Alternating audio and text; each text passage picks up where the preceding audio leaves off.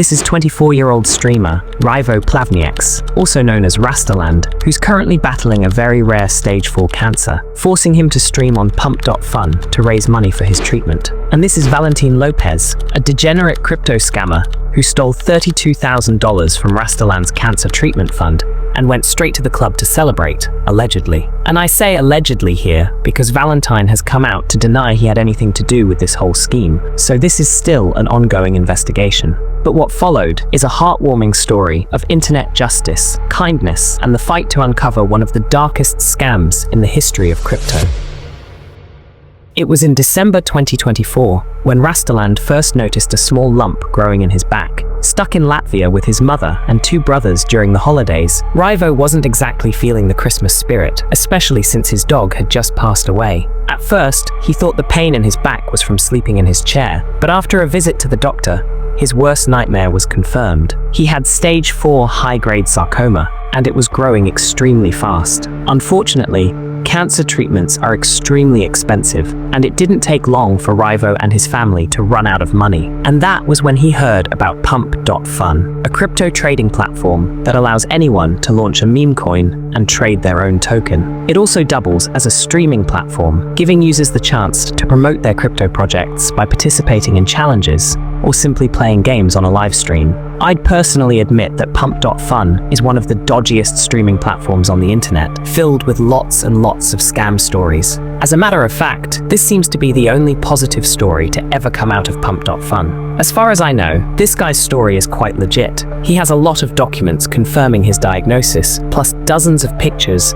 showing that he clearly has. So, this isn't just some guy trying to scam people and run away with the money. But just because Raivo's intentions were pure and his story was sad, doesn't mean everyone watching his streams was trying to help him beat cancer. Because on the 21st of September, Raivo was streaming as usual when a random chatter recommended a Steam game called Block Blasters. Believing that Steam was safe and that the dude just wanted him to check out a cool game, Raivo downloaded the game, but within a few minutes, he noticed something had gone wrong. The entire $32,000 he saved up from his creator's fund for his cancer treatment had been completely wiped off, and his crypto wallet sat there empty. Needless to say, he was heartbroken, and the clip of him reacting to the news on stream might just be one of the saddest things I've watched in a long while.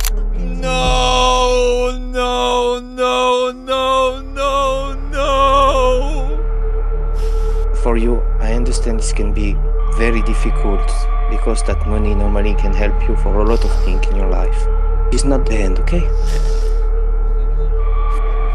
You're such a brave person. I'm broken now. A few hours later, Raivo posted a statement on Twitter saying, "For anybody wondering what is going on with the cancer livestream, my life was saved for a whole 24 hours until someone tuned in my stream and got me to download a verified game on Steam. After this, I was drained for over 32,000 USD of my creator fees earned on Pump.fun, and everything quickly changed. I can't breathe. I can't think. I'm completely lost on what is going to happen next. I can't shake the feeling that it is my fault that I might end up on the street again, or not have anything to eat in a few days. My heart wants to jump out of my mouth, and it hurts." Thankfully, the post immediately went viral, gaining the attention of a couple of big names in the crypto space.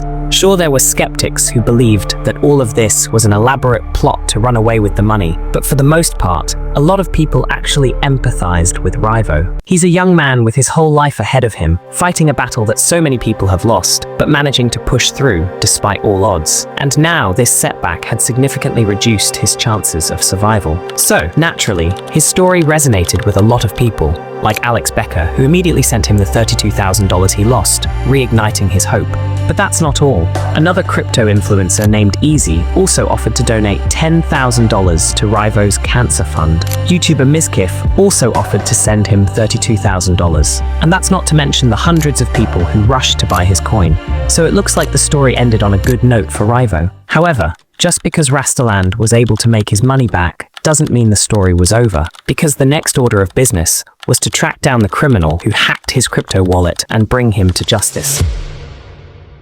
It all started with this dude, VX Underground, a cybersecurity expert who took it upon himself to download the game, dig deep into the malware, and trace its origin. And less than an hour later, VX Underground identified a strange file designed to sniff browser credentials and crypto wallets. They also located one of the co-conspirators of this malware on VirusTotal, flagging actual ransomware as safe, which is probably how they managed to host the malicious game without getting detected. And then the biggest reveal. Somewhere inside this malware, they found a folder filled with the details of 907 victims who, just like Rastaland, may have downloaded the game only to get robbed of all their money. 907 victims. These guys stole $32,000 from Rastaland. Who knows how much they've looted from these other victims. Thankfully, VX Underground also managed to locate the Telegram credentials of the malware developers, and just like that, he was able to access their Telegram channel, although they quickly shut that down once they realized their cover was blown.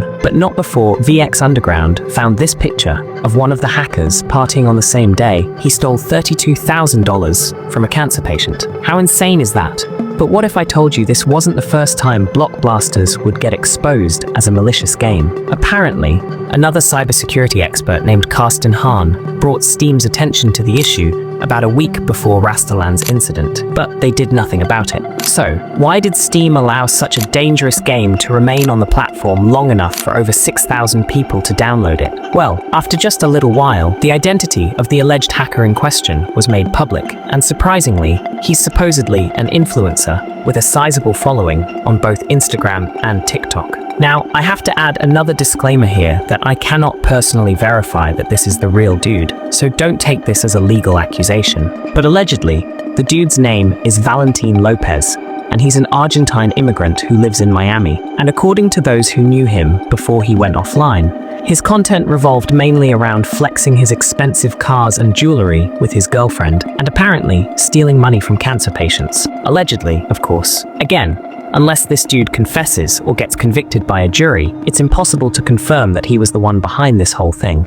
An Argentine programmer named Maximiliano Furtman, who was also investigating the case, provided an update on the 22nd of September, saying the community started investigating, and they're pointing the finger at a young Argentine influencer who lives in Miami, and who today deleted his IG account with all his photos of luxury cars and references to mindfulness. I won't give the name until there's some more concrete investigation or evidence. For now, I haven't seen it. The fact that he deleted his accounts isn't sufficient proof that he's the culprit. It could be proof that he's being attacked and got scared. His account had a message saying, "I'm a millionaire influencer, Miami bro," with some mindful messages, and "you can if you want to." And he was seeking influencers and brands to advise them on marketing nonsense to make you look like him. There was no content related to crypto, nor Ponzi schemes, nor did he sell courses like the Colo Ponzi Bro guy, even though some posts had a similar profile. He also managed to speak to Valentin, and he completely denied having anything to do with the hack. After receiving so much love from the online community,